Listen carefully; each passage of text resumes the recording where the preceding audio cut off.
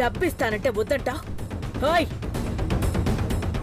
దోచుకుంటే దొరికే ఆనందం కష్టపడి చూడరా, నువ్వు పొందే ఆనందం రెట్టింపవుతుంది. నీ డబ్బు దోచుకుంటుంటే నాకు దొరికే కిక్కు మరేదీ ఉండదు. డబ్బు రెడీగా ఉంచండి. ఎప్పుడు ఎక్కడ ఎలా కొట్టేస్తానో మళ్ళీ కాల్ చేసి చెప్తాను. Okay, bye.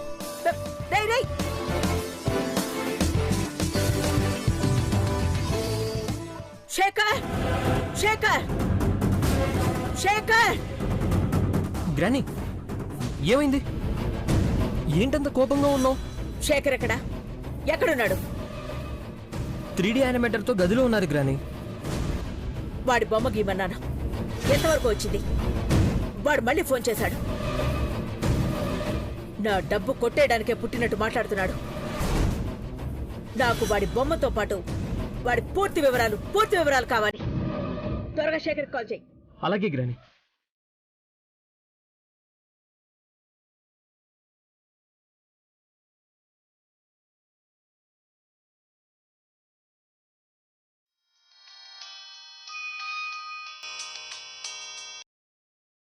Hello hello Shekhar uncle, granny మిమ్మల్ని తొందరగా రమ్మంటున్నారు. ఆకృష్, వస్తున్నాను. ఓకే అంకుల్, త్వరగా రండి. గ్రానీ, శేఖర్ అంకుల్ వస్తున్నారు.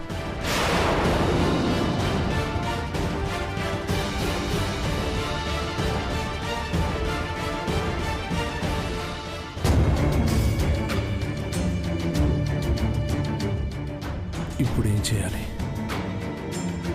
మేడంకి ఈ విషయాన్ని ఎలా చెప్పాలి? కానీ అభి విషయాన్ని మేడం చెప్పకుండా దాచాలని చూస్తున్నాడు. ఎలా? ఒక దొంగలా కాకుండా ఈ ఇంటి బిడ్డగా మేడం ముందుకు తీసుకురావాలి.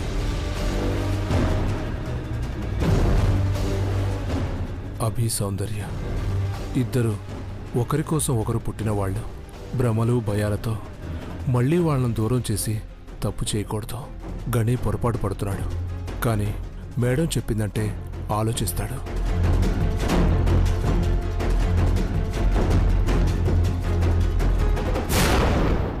భవానీ, అభిని ఎన్ని రకాలుగా రెచ్చగొట్టాలని చూసినా తను నమ్మడం లేదు. సౌందర్యం మీద ఎంత ప్రేముందో తను చెప్పే మాటల్లోనే కనిపించింది. ఇలాంటి పరిస్థితుల్లో అభిని దూరంగా ఉంచగలమా? చేయబోయే పని అనుమానంతో మొదలు పెట్టకూడదు, నమ్మకంతో చేయాలి. చేసేది తప్పు అని తెలిసినా జరుగుతుంది అనుకొని చేయాలి. అభిని దూరంగా ఉంచగలమా అని నువ్వు అడిగావు. ఉంచగలమా అంటే ఉంచలేము, ఉంచి తీరుతాము అనుకోవాలి. వాడు సింహం లాంటోడు. వాడికి అభిమానం ఎక్కువ. ఆ అభిమానంపై దెబ్బ కొట్టాలి. ఆ అభిమానాన్ని రెచ్చగొట్టాలి. ఏమంటున్నావు భవానీ? అవును చైత్ర, సింహానికి ఓ మంచి గుణం ఉంటుంది. అదేంటో తెలుసా? అది ఏ పని చేసినా శ్రద్ధతో, ఏకాగ్రతతో నిండిన దీక్షతో చేస్తుంది. ఇవన్నీ అభిలో పుష్కలంగా కనిపిస్తున్నాయి. వాడొక పని మొదలెట్టాడు అంటే దాని అంతు చూడకుండా వదలడు. అందుకే అఖిలక్కపైకి వాణ్ణి ఉసిగొల్పాలి. సౌందర్య గురించి వాడితో ఏం మాట్లాడినా ప్రయోజనం ఉండదు. ఇప్పుడు గుర్తొస్తోంది చైత్ర. ఏంటిది? దొంగ గురించి వెతుకుతున్న క్రమంలో 3D యానిమేటర్ పెదబాబు లాంటి బొమ్మను గీశాడు. అంటే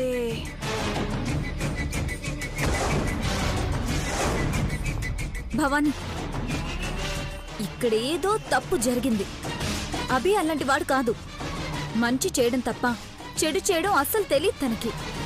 మనం తప్పు చెయ్యాలని అనుకున్నప్పుడు, తప్పుగా చిత్రీకరించాలనుకున్నప్పుడు మంచి గురించి మాట్లాడకపోవడమే మంచిది.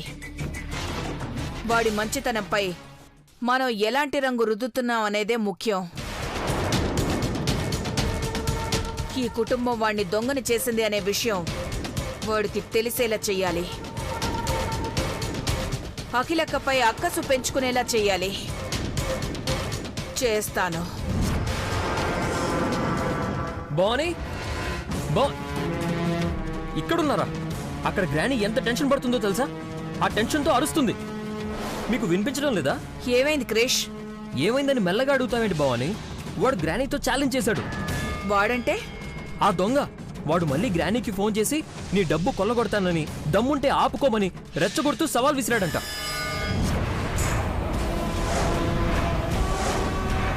అవే గుర్తు చేసుకుంటూ గ్రానీ టెన్షన్ పడుతుంది. అంత టెన్షన్ పడేలా ఏమన్నాడు క్రిష్? ప్లీజు టైంతో సహా చెప్పి ఛాలెంజ్ చేశాడు. గ్రానీ తట్టుకోలేకపోతుంది.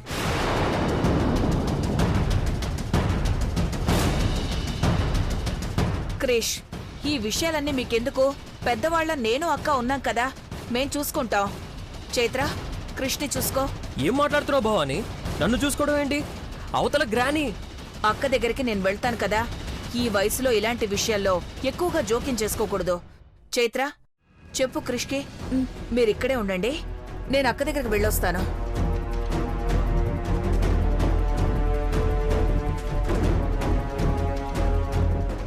ఎవరా నువ్వు? నన్ను నన్ను ఇంత ఇరిటేట్ చేస్తున్నా? సిటీలోనే ఎవరు లేనట్టు ఏరుకోరి నాతో పెట్టుకుంటావా? ఒక్కసారి ఏమరపాటుగా ఉన్నానని ప్రతిసారి నన్ను గెలవాలని విర్రవీగుతున్నావు.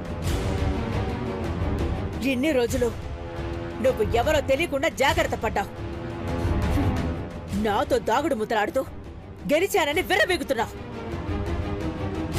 నువ్వు ఎవరో తెలిసాక నీ దాగుడు ముద్రకి చెక్ పెడతాను.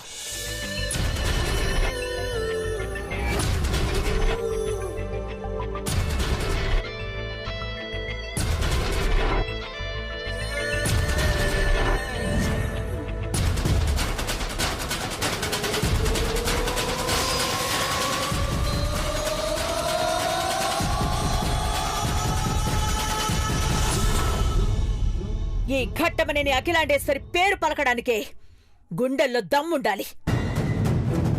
నాతో ఛాలెంజ్ చేయడానికి తెగించావు అంటే నువ్వు ఎంత గుండెలు తీసిన బంటువో నేను ఊహించగలను.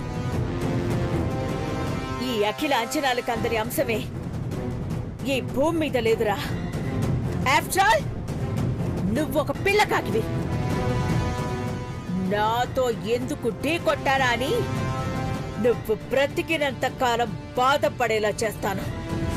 నేనేంటో చూపిస్తానురా.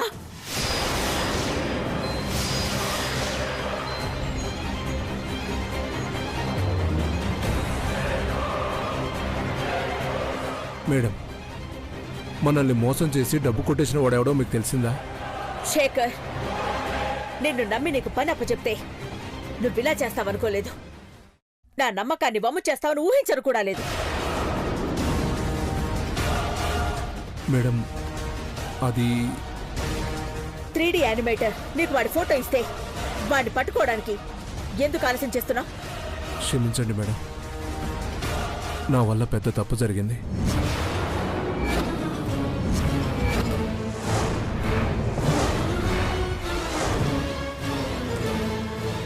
ఏం మాట్లాడుతున్నావు శేఖర్? వాడెవడో తప్పు చేసిన వాడిని పట్టుకోకుండా తప్పించాలని చూస్తే అది నేరం అవుతుంది శేఖర్. మేడం, మీకోసం ప్రాణమైనా ఇస్తాను. మీకు అన్యాయం జరగకూడదనే అతను ఎవరు అనేది మీకు చెప్పలేకపోతున్నాను. అతన్ని మీ ముందు ఎలా నిలబెట్టాలో అర్థం కాక మీ వద్ద విషయం దాచాను. క్షమించండి మేడం. అదే ఇప్పుడు సౌందర్య విషయంలో శాపంలా మారింది.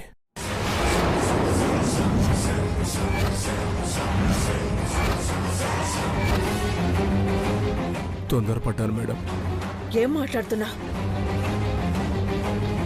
నేను అడుగుతున్నది దేని గురించి? నువ్వు చెప్తున్నది దేని గురించి?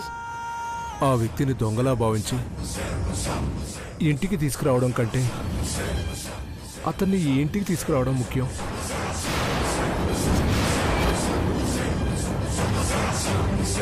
అతను ఈ ఇంటికి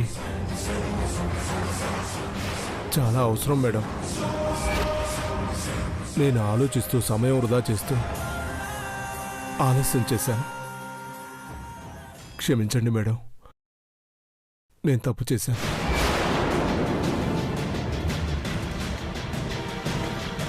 తప్పు చేసిన వాడివి నోరు మూసుకునుండక ఇప్పుడేంటయ్యా ఓ తప్పు చేశానని గింజుకుంటున్నావు?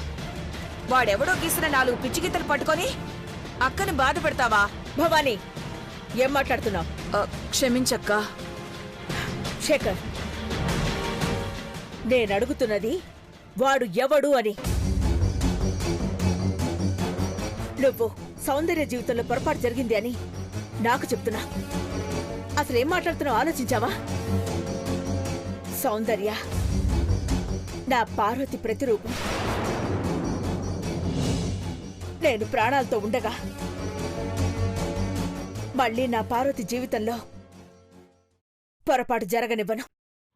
అవును మేడం, నా వల్ల మీరు పొరపాటు చేసేలా జరిగింది. నన్ను మన్నించండి.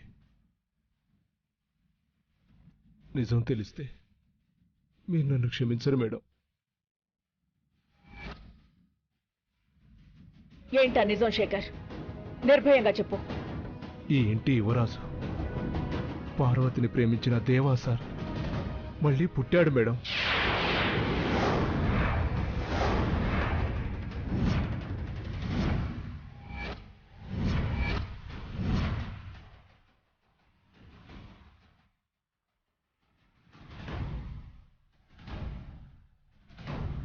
ఈ విషయం మీకు తెలియక క్రిస్తో నిశ్చితార్థం కోసం గనికి మాటిచ్చారు. ఇదంతా నేను నిజం మీకు చెప్పనందుకే జరిగింది. ఏంటి శేఖర్ నువ్వు అనేది? నా- నా- నా- నా పెద్ద నా- నా పెద్ద బాబు నా పెద్ద బాబు మళ్ళీ పుట్టాడా? నువ్వు చూసావా? నువ్వు చూసావా? అవును మేడం, దేవా సార్ ప్రేమ కోసం మళ్ళీ పుట్టారు. వెతికి మీ ముందు నిలబెట్టాలని ఆశపడ్డాను. కానీ మీరింత తొందరగా సౌందర్య జీవితం గురించి నిర్ణయం తీసుకుంటారనుకోలేదు. మీరు వాళ్ళ కోసం ఇన్నేళ్లు ఎదురు చూశారు. వాళ్ళు మళ్ళీ వస్తారన్న నమ్మకంతో ఉన్నారు మేడం. మీ నమ్మకం నిజమైంది మేడం. పార్వతితో పాటు దేవా సార్ కూడా మళ్ళీ పుట్టారు మేడం. ఇదిగోండి మేడం, చూడండి మేడం.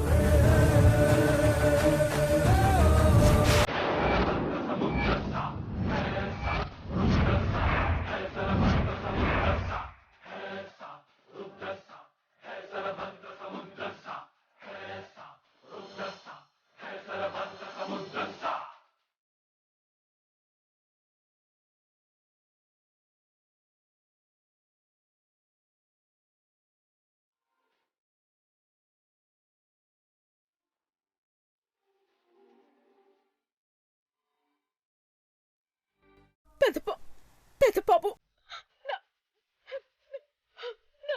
నా పెద్ద బాబు మళ్ళీ పుట్టాడు. ఈ అమ్మ కోసం వచ్చాడా? అవును మేడం, మనం వెతుకుతున్న వ్యక్తి మన దేవాస, ఈ ఇంటి యువరాజు మేడం. శేఖర్, పిచ్చి పట్టినట్టు మాట్లాడుకో. ఆ యానిమేటర్ ఈ ఇంటి గోడలకు ఉన్న పెదబాబు ఫోటో చూసి ఏదో 4 గీతలు గీసి ఆ రూపానికి దగ్గరగా ఇస్తే దాన్ని పట్టుకుని ఏదో చెప్పి అక్క మనసును ఎందుకు బాధ పెడతావు? పెదబాబు నిజంగా ఉంటే ఈ ఇంటికి ఇబ్బంది కలిగించడు. అయినా ఆ దొంగ వెదవని పట్టుకుని పెదబాబు అంటావు. నీకేమైనా మతిపోయిందా? వాడు డబ్బుల కోసం గీసిన బొమ్మల్ని పట్టుకుని నీ ఇష్టం వచ్చినట్లు ఊహిస్తున్నావు. ఇలాంటివి చెప్పేటప్పుడు వెనక ముందు ఆలోచించవా?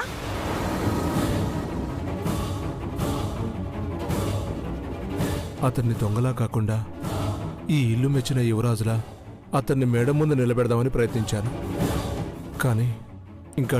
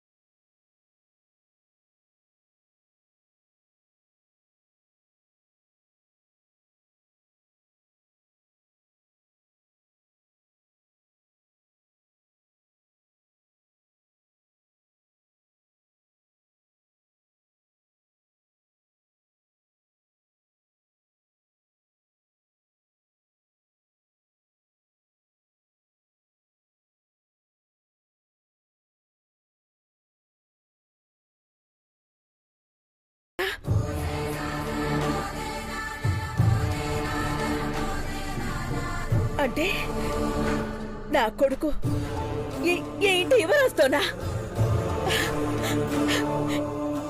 ఇప్పుడు నాకు ఆ బాధ లేదు.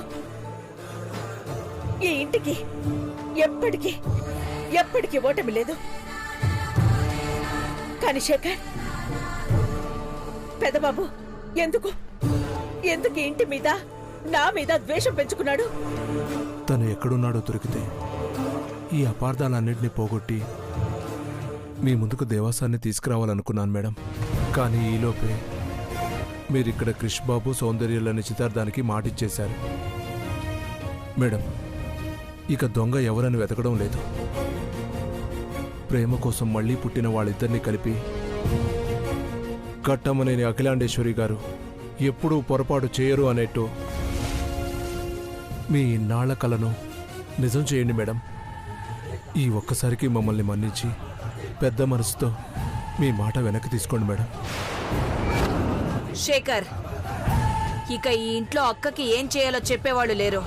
తన నిర్ణయాన్ని తప్పు పట్టే ధైర్యం చేయకు. నిజమే మేడం, ఇది ఓ నిర్భాగ్యుడి అభ్యర్థన. గుడికి వెళితే ఆ దేవుణ్ణి వరాలు కోరినట్టు ఈ ఇంటి ఇలవేలుపు ఈ అమ్మ. అందుకే ఈ ఇంటి దేవతను అర్థిస్తున్నాను. నా వల్ల జరిగిన తప్పుకి ఈ ఇంటి దీపాలు ఆరిపోకూడదు. ప్రేమ కోసమే పుట్టిన వాళ్ళు ఆ ప్రేమకే దూరం అయితే వాళ్ళు మనకి దక్కరు మేడం.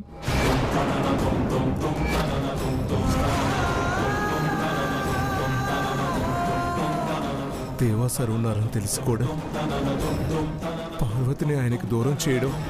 శేఖర్, ఘట్టమనేని అఖిలాండేశ్వరి మాట ఇస్తే ప్రాణం పోయినా సరే మాట వెనక్కి తీసుకోదు. సౌందర్యని ఈ ఇంటి కోడల్ని చేస్తానని మాట ఇచ్చాను. నిశ్చితార్థానికి ముహూర్తము నిర్ణయించాను. అందులో ఏ మార్పు ఉండదు.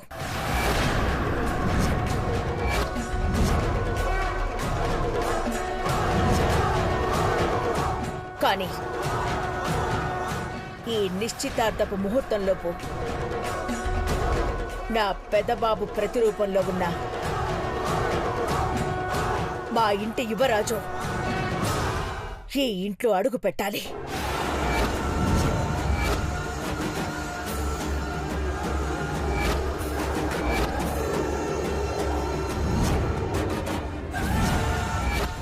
మేడం, మీరనేది? అవును శేఖర్, తను ఎక్కడ ఉన్నా ఎలా ఉన్నా ఈ గడపలో అడుగు పెట్టాలి. ఈ ఇంటి యువరాజులాగా, ఘట్టమనేని దేవేంద్ర భూపతి రాజావారిలా